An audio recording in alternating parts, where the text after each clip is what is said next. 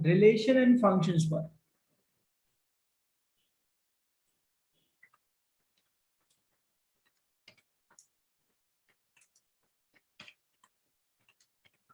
Relation and functions पे जाने से पहले हम लोगों को एक चीज समझनी होगी जिसे हम आगे जाकर समझ सके कि रिलेशन क्या है और फंक्शन क्या है। तो रिलेशन और फंक्शंस पे जाने से पहले हम लोग बात करेंगे Cartesian product of sets. Cartesian product of sets क्या है? तो कार्टेशियन प्रोडक्ट ऑफ सेट्स का मतलब है, जैसे मान लेते हैं कि हमारे दो सेट्स हैं। एक सेट ए है, जिस सेट ए में हमारे तीन एलिमेंट्स हैं 1, 2, 3, और हमारा एक सेट है बी। उस सेट बी में हमारे दो एलिमेंट्स हैं 5, 6। तो कार्टेशियन प्रोडक्ट ऑफ सेट्स का मतलब है कि ऐसे ऑर्डर्ड पेयर्स नहीं, ऐसे पेयर्स जहां पर पहला एलिमेंट ए का है और दूसरा एलिमेंट बी का है। सिंपल लैंग्वेज में समझे तो अगर मैं आपसे कहता हूं कि इन दोनों सेट्स का आप कार्टेशियन प्रोडक्ट ऑफ सेट्स निकालिए, मैं सिंपल बात कर रहे हैं, हम पहले समझ ले रहे हैं, फिर हम डेफिनेशन और ये सब बकवास चीजों की तरफ आगे बढ़ेंगे। तो कार्टेशियन प्रोडक्ट ऑफ सेट्स का मतलब है कि सबसे पहले आप देखो, हम इसे लिखेंगे ए क्रॉस बी। कैसे पढ़ेंगे इसे? ए क्रॉस बी, ठीक है ना। इस तरीके से लिखा जाता है ए क्रॉस बी, ए इंटू बी समझ लो। ए क्रॉस बी इस तरीके से लिखा जाता है। ए क्रॉस बी एक ऐसा सेट होगा, एक ऐसा सेट होगा जिसमें सेट ए और सेट बी के जो एलिमेंट्स हैं वो यहां पर ऑर्डर्ड पेयर्स बना रहे होंगे। मतलब इसको ऐसे समझते हैं कि आप यहां पर एक ऐसा सेट बना रहे हैं कार्टेशियन प्रोडक्ट ऑफ सेट्स में, जो ए क्रॉस बी आप सेट बना रहे हो, वो एक ऐसा सेट बना रहे हो जिसमें पहला एलिमेंट ए का है। क्योंकि आप ए क्रॉस बी की बात कर रहे हैं, आपने ए पहले लिखा है, पहला एलिमेंट ए का है और दूसरा एलिमेंट बी का है, ठीक है। तो ऐसे सारे के सारे पॉसिबल ऑर्डर्ड पेयर्स को लेकर, जिसमें पहला एलिमेंट ए का है और दूसरा एलिमेंट बी का है, उन सारे ऑर्डर्ड पेयर्स को लेकर हमें एक सेट बनाना है। ये मतलब हुआ कार्टेशियन प्रोडक्ट ऑफ सेट्स का। तो आप यहां पर देखिए कि पहला एलिमेंट ए का और दूसरा एलिमेंट बी का, पहला एलिमेंट ए का और दूसरा एलिमेंट बी का, ठीक है। समझ में आ रही है बात? तो यहाँ पर ऐसे कितने ऑर्डर्ड पेयर्स बन सकते हैं? तो आप यहाँ पर देखो, तो पहला जो पेयर बनेगा वो बनेगा 1, 5। दूसरा जो पेयर बनेगा वो बनेगा 1, 2, 5, या 1, 6 लिख लो, ज्यादा अच्छा है, 1, 6। तीसरा जो पेयर बनेगा वो बनेगा 2, 5। चौथा जो पेयर बनेगा वो बनेगा 2, 6। पांचवा जो पेयर बनेगा वो बनेगा 3, 5। छठा जो पेयर बनेगा वो बनेगा 3, 6। यानी कि हर पॉसिबल वे में आपको ए के एलिमेंट और बी के एलिमेंट्स को लेकर ऑर्डर्ड पेयर बनाने हैं। इस तरीके से ऑर्डर्ड पेयर बनाने हैं कि पहला एलिमेंट उस ऑर्डर्ड पेयर में 1 हो, मतलब ए का एलिमेंट हो, और दूसरा जो आप एलिमेंट ले रहे हैं उस ऑर्डर्ड पेयर में वो बी का हो, ठीक है ना। तो इसको ऐसे समझ रहे हैं कि यहाँ पर हमारे तीन एलिमेंट्स हैं 1, 2, 3। ये ए के तीन एलिमेंट्स हैं हमारे, ए के हमारे तीन एलिमेंट्स हैं 1, 2 एंड 3।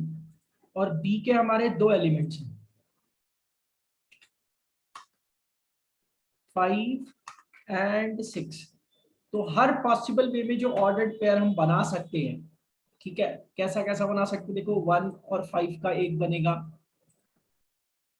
1 और 6 का एक बनेगा, इसी तरीके से 2 और 5 का एक बनेगा, 2 और 6 का एक बनेगा, इसी तरीके से 3 और 5 का एक बनेगा, 3 और 6 का एक बनेगा। मतलब पहला एलिमेंट ए का होना चाहिए और दूसरा एलिमेंट बी का होना चाहिए,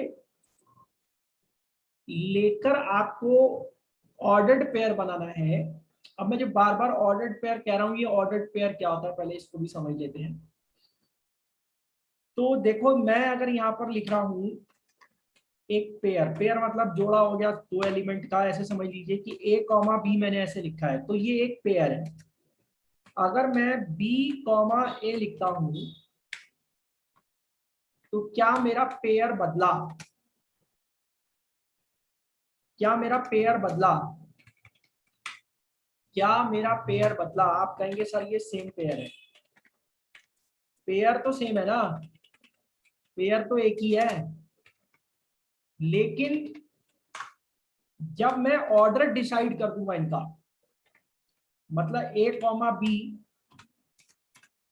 तो मैं बी कॉमा ए से अलग कंसीडर कर रहा हूं, ठीक है। अगर देखो मैं खाली पेयर बोलता हूं तो पेयर तो एक ही है, लेकिन अगर मैं ए कॉमा बी को बी कॉमा ए से अलग कंसीडर कर रहा हूं, तो ऐसे केस में मैं कहूंगा कि मैंने यहाँ पर ऑर्डर डिसाइड कर दिया कि पहला एलिमेंट ए है और दूसरा एलिमेंट बी है, और वहीं पर मैं कह रहा हूं कि पहला एलिमेंट बी है और दूसरा एलिमेंट ए है। तो जब मैं ऑर्डर्ड पेयर्स की बात करूंगा, ठीक है, तो यहाँ पर कितने ऑर्डर्ड पेयर हो जाएंगे? 2 ऑर्डर्ड पेयर हो जाएंगे।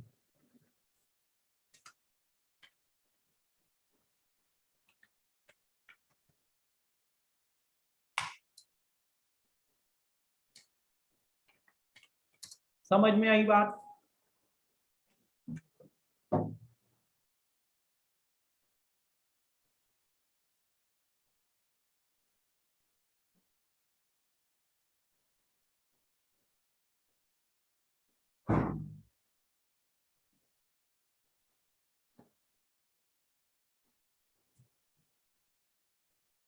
समझ में आई बात? सबको समझ में आया? बोलो। Yes sir. Yes sir. देखो जब मैं ए कॉमा बी को बी कॉमा ए लिख रहा हूं, जब मैं खाली पेयर बोल रहा हूं तो पेयर तो एक ही है, लेकिन जब मैं ऑर्डर्ड पेयर की बात करता हूं, ठीक है, तो ऐसे केस में ए और बी किस ऑर्डर में आ रहे हैं ये भी मैटर करेगा। तो a comma b is b different from b comma a when we are talking about ordered pair. When we are talking about ordered pair, that means a comma b is different from b comma a. अब जैसे हम एक coordinate लिखते हैं 2,3, और मैं यहीं पर लिखूं 3,2, तो मेरे भाई ये दोनों अलग अलग हुए ना। जब मैंने इनका ऑर्डर डिसाइड कर दिया तो ये अलग अलग हुए ना, लेकिन अगर मैं बात करूं कि 2 और 3 का एक पेयर है, तो वो 3 और 2 के पेयर से तो अलग नहीं है ना। क्या बात समझ में आ रही है? कि जब मैं कहता हूं कि 2 और 3 का एक पेयर है, या मैं कहूं कि 3 और 2 का एक पेयर है, तो पेयर तो एक ही है, लेकिन जब ऑर्डर डिसाइड करना है, ऑर्डर्ड पेयर की बात हो रही है, तो ऐसे केस में जो एलिमेंट्स यहाँ पर आ रहे हैं उनका ऑर्डर देखा जाएगा। कहने का मतलब ये हुआ कि ए कॉमा बी बी कॉमा ए से अलग हो गया। इसीलिए यहाँ पर जब ए क्रॉस बी हम लोगों ने लिखा, तो हमने ए को पहले लिखा है, बी को बाद में लिखा है। इसीलिए हम देखो हर जगह ए का एलिमेंट पहले लिखेंगे और बी का एलिमेंट बाद में लिखेंगे। पॉइंट समझ में आया? पॉइंट समझ में आया? अरे अभी भी क्लियर नहीं हुआ? नहीं हुआ क्लियर? हो गया सर। अब हो सर गया। अगर इसके हिसाब से हम इसकी डेफिनेशन देखें, तो डेफिनेशन में ये क्या कह रहा है, डेफिनेशन में ये कह रहा है कि मान लो अगर हमारे P and Q, P and Q are two non-empty sets. Non empty sets क्यों? क्योंकि अगर इनमें से कोई भी एम्प्टी सेट हो गया, नल सेट हो गया, तो उसके एलिमेंट तो होंगे नहीं, तो मैं कार्टेशियन प्रोडक्ट कहां से बनाऊंगा, मैं ऑर्डर्ड पेयर कहां से बनाऊंगा? ऑर्डर्ड पेयर तो बनेगा ही तब जब उसमें एलिमेंट आएगा। समझ पा रहे हो? ये जो A क्रॉस B में लिख रहा हूं, ये A क्रॉस B भी एक सेट है। आप देखो मैंने इसको करली ब्रैकेट्स में लिखा है, इसके जो एलिमेंट है मैं उसे कॉमा से सेपरेट कर रहा हूं, ठीक है ना? तो A क्रॉस B का मतलब यहां पर हो गया कि जो हम सेट बना रहे हैं वो ऐसे ऑर्डर्ड पेयर का सेट बना रहे हैं जिसमें A का एलिमेंट पहले आ रहा है और B का एलिमेंट बाद में आ रहा है। अब मैं ये ऑर्डर्ड पेयर क्यों कह रहा हूं? हालांकि हमने ये देखा था कि ऑर्डर्ड पेयर तो मतलब A comma B, B comma से डिफरेंट है, तो A कॉमा भी B कॉमा से डिफरेंट है, वो तो हम यहाँ कंसीडर कर ही रहे हैं ना कि हम पहले A का एलिमेंट लिखेंगे और बाद में B का एलिमेंट लिखेंगे जो पेयर में बना हुआ है, तभी हम इसे क्या कह रहे हैं, ऑर्डर्ड पेयर कह रहे हैं। ऐसा ऑर्डर्ड पेयर कह रहे हैं जिसमें A का एलिमेंट पहले आ रहा है और B का एलिमेंट बाद में आ रहा है। समझ में आई बात? अगर मैं यहीं पर आपसे ये कहता कि आप इसमें B क्रॉस A लिखिए, क्या लिखिए आप? B क्रॉस A लिखिए, B इंटू A लिखिए या B क्रॉस A लिखिए, तो ऐसे केस में जो मेरा सेट बनता उसके जो ऑर्डर्ड पेयर होते उसमें B का एलिमेंट पहले आता, यानी कि 5,1। बोलो और क्या क्या होता? 5,2, ऐसे ही 5,3, ऐसे ही और क्या बनता? अरे अब तो बोलो, कितना सिंपल है यार। 6,1 और क्या बनता? 6,2 और 6,3। तो आप यहां से ही समझ सकते हैं कि जो A क्रॉस B है वो B क्रॉस A के जैसा सेम टू सेम होगा, ऐसा जरूरी नहीं है। A cross B is different from B cross A, क्योंकि जब मैं A क्रॉस B लिख रहा हूं तो उसमें A का एलिमेंट पहले आएगा, जब मैं B क्रॉस A लिख रहा हूं तो उसमें B का एलिमेंट पहले आएगा। पॉइंट क्लियर हो गया? यहां तक क्लियर हुआ सबको? तो डेफिनेशन क्या है कार्टेशियन प्रोडक्ट ऑफ सेट की? डेफिनेशन यहाँ पर अब हमें इजीली समझ में आएगी। ये कह रहा है मान लीजिए दो नॉन एम्प्टी सेट है। नॉन एम्प्टी सेट क्यों? क्योंकि अगर ये एम्प्टी सेट हो गए तो फिर मैं ऑर्डर्ड पेयर कहां से बनाऊंगा, क्योंकि एम्प्टी सेट में तो एलिमेंट होते ही नहीं है। तो ऐसे केस में ये कह रहा है अगर मान लो P और Q दो नॉन एम्प्टी सेट है तो Cartesian product, then Cartesian, Rene Descartes का नाम सुना है? अरे कार्टेशियन प्लेन पढ़ा है? कार्टेशियन प्लेन नहीं पढ़ा?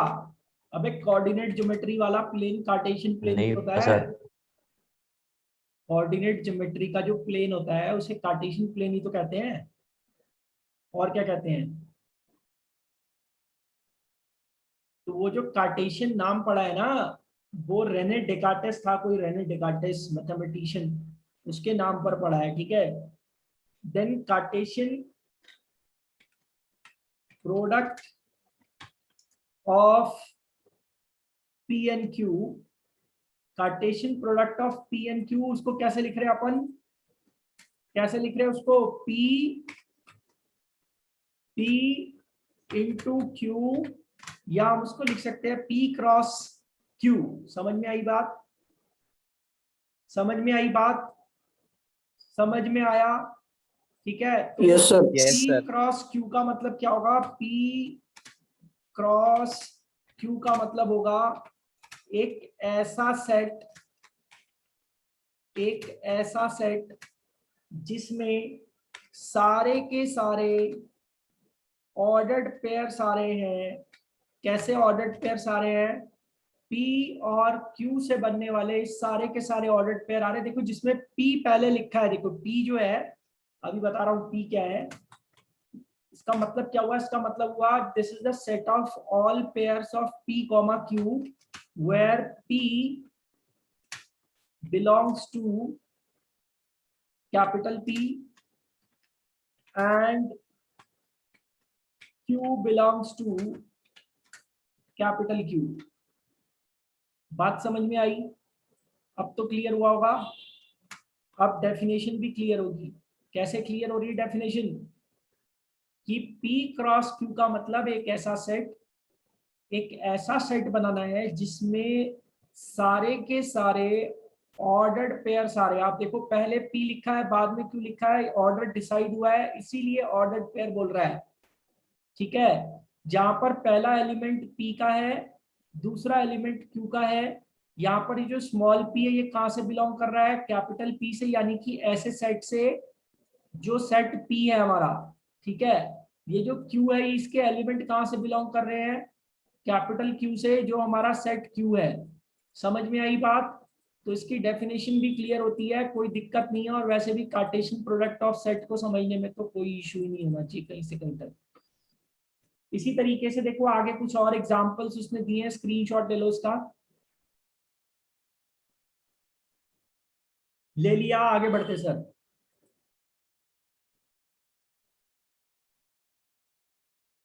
नेक्स्ट में देखो उसने एक सेट दिया है, सेट ए।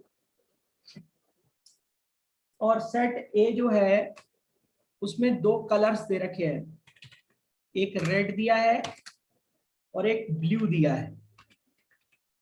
ठीक है, दो कलर्स दे रखे हैं। एक सेट बी है, उस सेट बी में क्या दे रखा है? उस सेट बी में बी सी एस। और हालांकि उसने बता भी रखा है कि ये बी सी एस किसको रिप्रेजेंट कर रहे हैं? दैट, कोट और शर्ट को। ठीक है, अब आपको ए क्रॉस बी लिखना है, तो ए क्रॉस बी कैसे लिखोगे? कैसे लिखोगे ए क्रॉस बी? बताओ ए क्रॉस बी क्या होगा?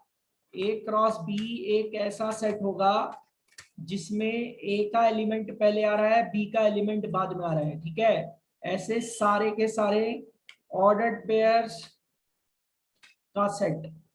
तो हम लोग क्या लिखेंगे? Red comma B. समझ में आया? फिर क्या लिखेंगे? फिर क्या लिखेंगे? Red comma C. ठीक है, फिर क्या लिखेंगे? फिर लिखेंगे रेड कॉमा एस। समझ में आई बात? फिर क्या स्टार्ट हो जाएगा? फिर स्टार्ट हो जाएगा ब्लू कॉमा बी। फिर क्या होगा?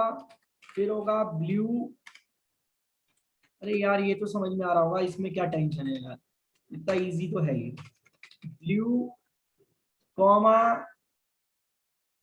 सी। इसीलिए पहले पढ़ने का तरीका यही है कि पहले आप सेट्स पढ़ें, फिर आप फंक्शंस पढ़ें और फिर आप ट्रिग्नो पे जाएं। अब सीधा आपको ट्रिग्नो चिपटाएंगे तो क्या कद्दू समझोगे? जब भाषा ही समझ नहीं आएगी वहां क्या लिखा हुआ है, आपको देख के उसको टेंशन होने लगेगी। हालांकि इतना ज्यादा टच नहीं है लेकिन फिर भी एटलीस्ट आपको इतना तो समझ में आना चाहिए कि वहां क्या लिखा है, आप लैंग्वेज से तो फेमिलियर हो जाए।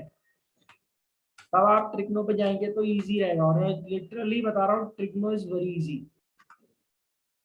तो यहां से सर हमको समझ में आया कि ये हमारा ए क्रॉस बी का एक सेट बन गया। हमें कोई मतलब नहीं है सर यहाँ पर कि किसी पर रिस्ट्रिक्शन है या नहीं है, हर पॉसिबल ऑर्डर्ड पेयर आ रहा है यहाँ पर, हर पॉसिबल ऑर्डर्ड पेयर आ रहा है, जितने भी बन सकते हैं।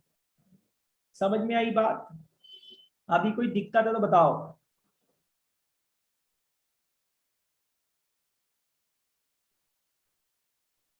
क्लियर हो गया? अब जैसा कि ऑर्डर्ड पेयर की हम बात कर रहे थे कि जो 2,3 है वो 3,2 से डिफरेंट है। ये दोनों टू ऑर्डर्ड पेयर्स हैं।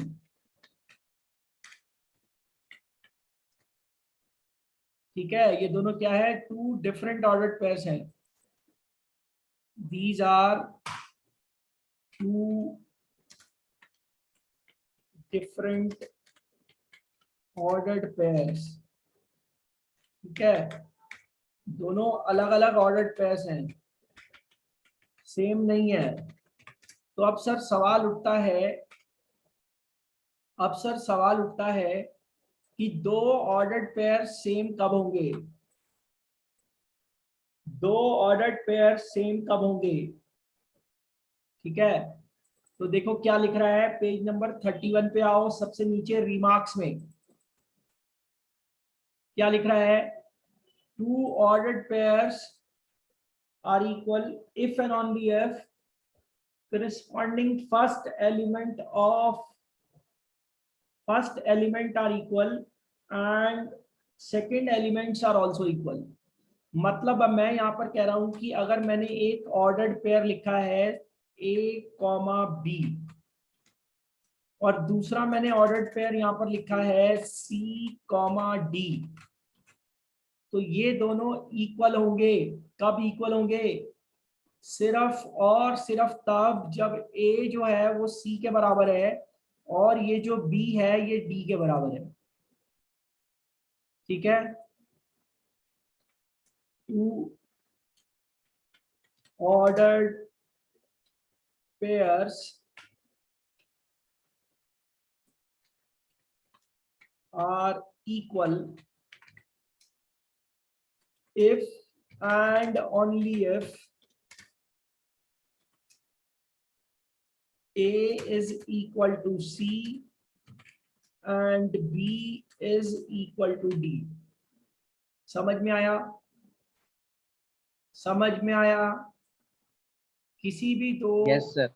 ऑर्डर्ड पेयर्स के लिए वो इक्वल कब होंगे? जब पहला एलिमेंट दूसरे के पहले एलिमेंट के बराबर है और जब सेकंड एलिमेंट दूसरे के सेकंड एलिमेंट के बराबर है। क्लियर हो गया? फर्दर देखिए सर, अगर हम बात करें कि कार्टेशियन प्रोडक्ट ऑफ सेट के नंबर ऑफ एलिमेंट्स क्या होंगे, कार्टेशियन प्रोडक्ट ऑफ सेट्स के नंबर ऑफ एलिमेंट क्या होंगे, तो यहां पर आप देखो ए में कितने एलिमेंट हैं? एन ऑफ ए क्या है? एन ऑफ ए क्या है? एन ऑफ ए 2 है। इसी तरीके से एन ऑफ बी क्या है? एन ऑफ बी है आपका 3। तो अगर मैं आपसे कहूं कि यहाँ पर N of A cross B क्या होगा? N of A cross B आपका हो जाएगा 2 इंटू 3। समझ में आया? यानी कि 6। क्लियर होता है? क्लियर होता है? तो नंबर ऑफ एलिमेंट्स यस क्या सर। होंगे? तो अपन लोग यहाँ पर ये देख रहे हैं कि अगर हमारा एक सेट है P, तो सेट P के हमारे एलिमेंट्स हैं small p। P number of elements हैं सेट P में। और इसी तरीके से हमारा एक सेट है Q, उस सेट Q में जो नंबर ऑफ एलिमेंट्स हैं हमारे वो स्मॉल q है। ठीक, तो यहाँ पर जो नंबर ऑफ एलिमेंट्स होंगे P क्रॉस Q के हमारे नंबर ऑफ एलिमेंट्स हो जाएंगे PQ। यानी कि दोनों के नंबर ऑफ एलिमेंट्स को मल्टीप्लाई कीजिए तो आपको टोटल नंबर ऑफ एलिमेंट्स मिल जाएंगे। किसमें? कार्टेशियन प्रोडक्ट ऑफ सेट में। यहाँ पर ये जो ऑर्डर्ड पेयर है वो एक एलिमेंट की तरह काम कर रहे हैं। ठीक है, ये देखो 6 एलिमेंट्स यहाँ पर एलिमेंट की तरह काम कर रही है। क्लियर हो गया? आगे बढ़ते सर। इसी तरीके से मान लीजिए कि अगर एक हमारा सेट है ए, सिंपल कॉमन सेंस है यार, इसमें कौन सा रॉकेट साइंस है, सिंपल बात तो हो रही है। एक सेट है हमारा ए और दूसरा सेट है हमारा बी। मान लो कि इन दोनों में से कोई भी एक इनफाइनाइट सेट हो जाता है। इनफाइनाइट सेट तो मालूम है ना सबको, जिसके नंबर ऑफ एलिमेंट्स इनडेफिनिट है, मतलब हम लोग गिन नहीं सकते उसको। तो अगर इनके नंबर ऑफ एलिमेंट्स, किसी भी एक के नंबर ऑफ एलिमेंट्स इनडेफिनिट हो जाएंगे तो क्या होगा भाई? अब मैं यहाँ पे ये लिख देता हूँ आपके लिए कि ये जो ए है ये फर्स्ट, ये नेचुरल नंबर्स का सेट है। ठीक है, ये नेचुरल नंबर्स का सेट है और ये जो बी है इसमें 2 एलिमेंट्स है। इसमें क्या है, दो एलिमेंट्स हैं। दो एलिमेंट्स कौन से, कोई से भी रख लो, 2,5 ऐसे रख दिया मैंने, ठीक है भाई, 2,5 ऐसे रख दिया। अब जरा बताओ यहाँ पर अगर आप कार्टेशियन प्रोडक्ट बनाने लगते हो तो कितने एलिमेंट्स आएंगे। अब इसके नंबर ऑफ एलिमेंट्स कितने हैं, इनफाइनाइट एलिमेंट्स हैं। इसके नंबर ऑफ एलिमेंट कितने हैं, 2। तो जब इनका कार्टेशियन प्रोडक्ट ऑफ सेट बनेगा उसके नंबर ऑफ एलिमेंट कितने होंगे, उसके नंबर ऑफ एलिमेंट होंगे इनफाइनाइट इंटू 2। अब इनफाइनाइट इंटू 2 तो इनफाइनाइट ही रहेगा ना। अरे यार, जब मैं गिन ही नहीं सकता कि ए में कितने एलिमेंट हैं, तो जब मैं पेयर बनाऊंगा तो मैं क्या उनको गिन लूंगा। समझ में आई बात। तो अगर किसी भी एक इनफाइनाइट सेट को लेकर हम कार्टेशियन प्रोडक्ट ऑफ सेट की बात करते हैं तो यहाँ पर जो नंबर ऑफ एलिमेंट्स होंगे कार्टेशियन प्रोडक्ट ऑफ सेट में, वो नंबर ऑफ एलिमेंट्स आपके इनफाइनाइट हो जाएंगे। ठीक हो गया, ठीक हो गया। इसी तरीके से स्क्रीनशॉट डालो उसका।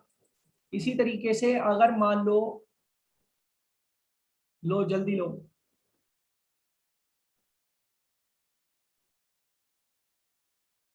इसी तरीके से मान लो कि अगर मेरा कोई एक सेट है, ध्यान से सुनो, मेरा कोई एक सेट है ए, ठीक है, तो मैं उसी सेट के साथ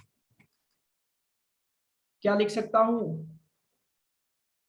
कार्टेशियन प्रोडक्ट ऑफ सेट भी लिख सकता हूं। जैसे मैं यहाँ पर ए को लिख रहा हूं 1,2,3। अब मैंने यहां पर कहा कि आप ए क्रॉस ए लिखिए, तो ए क्रॉस ए कैसे लिखोगे, ए क्रॉस ए लिखना है तो पहले लिखोगे 1,1, फिर क्या लिखोगे, फिर लिखोगे 1,2, फिर क्या लिखोगे, फिर लिखोगे 1,3, फिर क्या लिखोगे, फिर लिखोगे 2, बोलो 2,1, फिर क्या लिखोगे, फिर लिखोगे 2,2, फिर क्या लिखोगे, फिर लिखोगे 2,3, फिर 3,1, फिर 3,2, फिर 3,3। समझ में आया। और इस तरीके से हमारा सेट बन जाएगा। आप देखो यहाँ पे नंबर ऑफ एलिमेंट्स कितने हैं, नंबर ऑफ एलिमेंट्स 3 इंटू 3 9 हो गए। समझ में आई बात। कोई भी यहाँ पर जो एलिमेंट है वो रिपीट नहीं हो रहा है। आपको मालूम है 1,2 is totally different from 2,8। That is why उसने ऑर्डर्ड पेयर की बात की है कि पहला एलिमेंट ए से और दूसरा एलिमेंट बी से। एक तो ये रीजन हो गया ऑर्डर्ड पेयर का। इसीलिए जब ए क्रॉस ए लिख रहा हूं तो अब यहाँ तो एक ही सेट हो गया, उसका मैं कार्टेशियन प्रोडक्ट कर रहा हूँ उसी सेट के साथ। तो ऐसे केस में हर पॉसिबल वे में मैं एलिमेंट्स का क्रॉस मारूंगा और यहाँ पे अपना कार्टेशियन प्रोडक्ट ऑफ सेट बना लूंगा। क्लियर हो गया। तो सपोज अगर मैं यहाँ पर ए क्रॉस ए लिखना चाहूं, मतलब कार्टेशियन प्रोडक्ट नहीं, अब मैंने इसको कैसे लिखा, ए क्रॉस ए। तो अब ये कैसा सेट होगा, तो देखो बेटा, जैसे हम पहले ए क्रॉस ए लिख रहे थे तो ये ऑर्डर्ड पेयर्स का सेट था, ऐसे ही यहां पर जब मैं ए क्रॉस ए लिख रहा हूं तो इधर क्या रहेगा, इधर ट्रिपलेट रहेगा। क्या रहेगा इधर, क्या रहेगा इधर, क्या रहेगा, ट्रिपलेट रहेगा, ए बी सी। मतलब मेरे को पेयर नहीं बनाना है, मेरे को ट्रिपलेट बनाना है। भाई पेयर तो दो के लिए यूज होगा ना, तो यहाँ पे पेयर नहीं, यहाँ पे ट्रिपलेट आ रहा है। तो ए क्रॉस ए का मतलब क्या हुआ, ए का मतलब हुआ ऐसे सारे ट्रिपलेट्स मेरे को लिखने हैं जहां पर ए बी सी तीनों के तीनों बिलोंग कर रहे, किससे, ए से बिलोंग कर रहे। समझ में आया। बना के दिखाऊं क्या, अरे बना के दिखाऊं क्या, लो सर, बड़ी मेहनत करवा रहे हो। ए क्रॉस ए ऐसा लिखना है मेरे को। मान लेते हैं कि हमारा जो सेट है वो सेट हो गया हमारा 1,2। ठीक है, अभी ज्यादा एलिमेंट लूंगा तो बहुत लिखना पड़ेगा। तो यहाँ पर क्रॉस ए। ठीक है, कैसे लिखा जाएगा, बोलो कैसे लिखा जाएगा। अब यहाँ पर ट्रिपलेट आएगा। कैसा ट्रिपलेट, देखो 1 और 2 से बनने वाले ट्रिपलेट मिलेंगे हमको इधर। तुम कहोगे सर ये तो परेशानी हो जाएगी, वैसे अगर 3 डाल दूंगा तो 27 हो जाएगा। ये भगवान, लिख के दिखाता हूँ। 1,1,1 और क्या हो सकता है, 27 तो नहीं होगा, 3 फैक्टोरियल 6 हो जाएगा यहाँ पे। चलो 1,1,2। ठीक है, इस तरीके से ट्रिपलेट बना बना के लिखने मेरे को। समझ में आया? अरे आया या नहीं? हद करते हो यार, अभी भी नहीं आया समझ में? आ गया सर। तो बस इस तरीके से लिखना है, बात खत्म।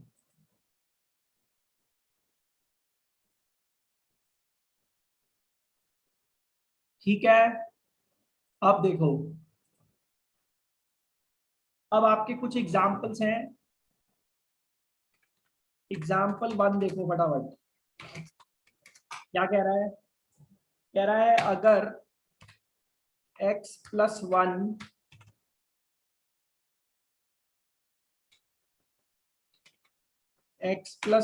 कॉमा y-2 और ये पेयर जो है ये इक्वल हो 3,1 के, तो x और y का वैल्यू निकालो। तो अभी क्या बताया था, दो ऑर्डर्ड पेयर इक्वल होंगे कब, जब पहला एलिमेंट पहले के बराबर है और दूसरा एलिमेंट दूसरे के बराबर है। तो x+1 का वैल्यू क्या हो गया 3, x का वैल्यू क्या हो गया 2। अब बच्चे सोचते कि 11th में पता नहीं क्या हो जाएगा सर, जादू हो जाएगा क्या सर, हमको क्या मालूम। अबे 11th में भी तो वही बेसिक मैथ्स ही है, बस थोड़ा ये कि चैप्टर अलग हो गए, कॉन्सेप्ट जो है अलग हो गया, एडवांस हो गया, इससे ज्यादा क्या है उसमें। y-2 किसके बराबर हो, 1 के बराबर हो। तो यहाँ से y का वैल्यू क्या निकल कर आया, y का वैल्यू निकल के आया 3। बात खत्म। तो जो आपने सीखा है वो तो यूज होगा ही होगा भाई। फर्दर देखो क्या कह रहा है।